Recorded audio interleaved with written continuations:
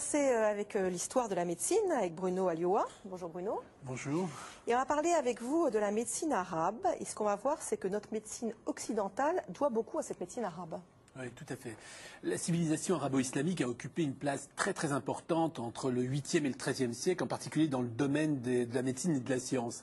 Et en fait, il faut dire qu'au même moment, il régnait en fait en Occident ce qu'on appelle un véritable obscurantisme, lié en grande partie à l'antihellénisme de l'Église, lié aux invasions barbares. Bref, les manuscrits étaient complètement en déliquescence et on ne s'en occupait absolument pas.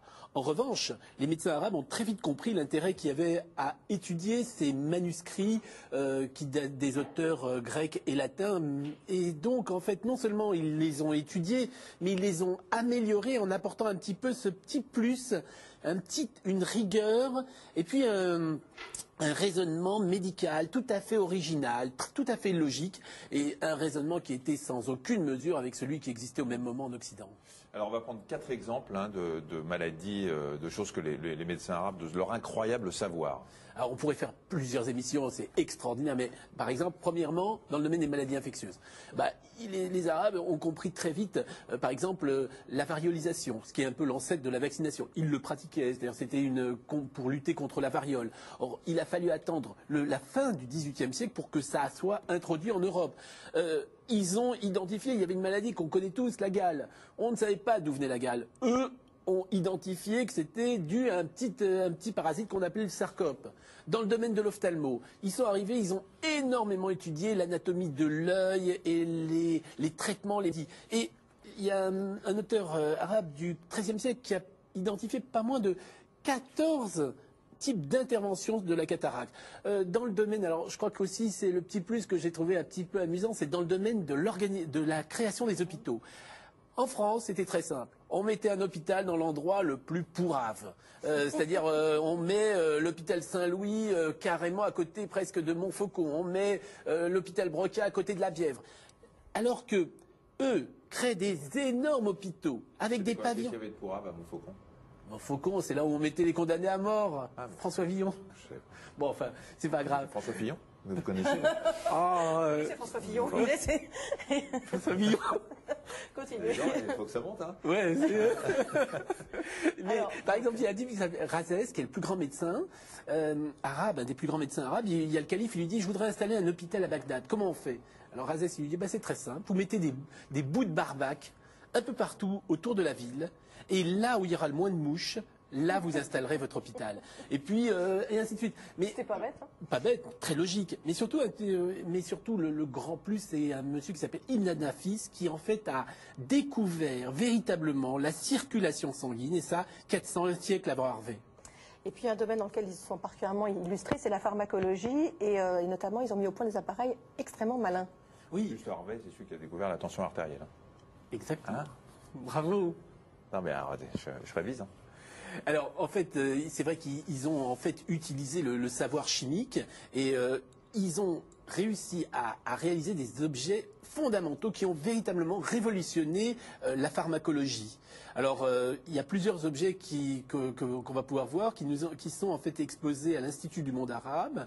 Le premier objet que je vais vous présenter, c'est l'alambic. Alors l'alambic, cet alambic, il est en verre, bleuté, tout à fait merveilleux, bel objet, qui a été en fait découvert en Iran, qui date du XIIe, XIIIe siècle.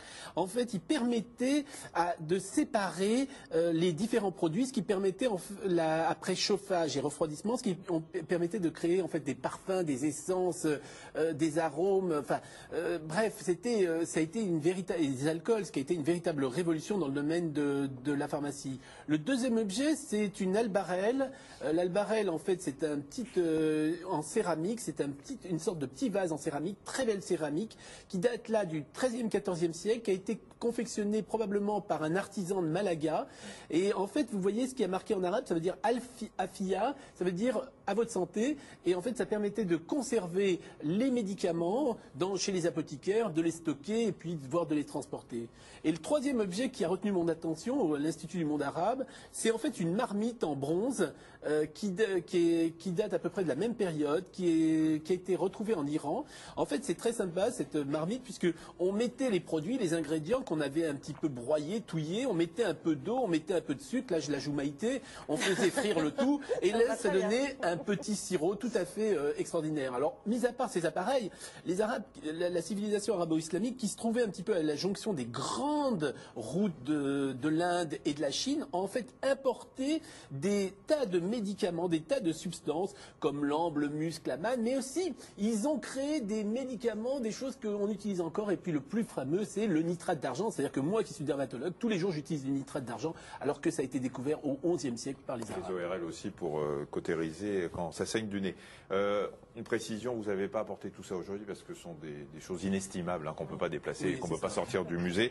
Un dernier mot, même si ce n'est pas évident aujourd'hui, le monde juif et le monde arabe étaient quand même très liés à une époque et les médecins juifs ont beaucoup travaillé aussi avec les médecins arabes. Tout à fait. C'est-à-dire que les médecins juifs sont intervenus à trois niveaux. Premièrement, ils ont apporté en fait leur savoir à la médecine arabe. Le plus grand des médecins juifs, celui qui est le plus connu, qui s'appelait Moshe ben Maimon alias Maïmonide. En fait, Maïmonide était à la fois médecin et philosophe. On sait qu'aujourd'hui, toutes ses œuvres ont été écrites en arabe et non pas en hébreu. En fait, les médecins juifs sont intervenus également à deux niveaux. D'abord, ce sont eux qui ont assuré la traduction des manuscrits grecs et latins en arabe. Et puis, à partir du moment où il y a eu un déclin de la civilisation islamique, à partir de l'Espagne et puis de la faculté de médecine de Montpellier, ce sont eux qui ont retraduit de l'arabe en latin et en grec, ce qui a permis en fait une rediffusion du savoir médical à la Renaissance, savoir qui aurait été probablement complètement oublié s'il n'y avait pas eu les médecins arabes. Merci beaucoup Bruno. On remercie quand même effectivement le musée du monde arabe. Il faut y aller parce qu'il y a des choses absolument passionnantes dedans si vous êtes à Paris.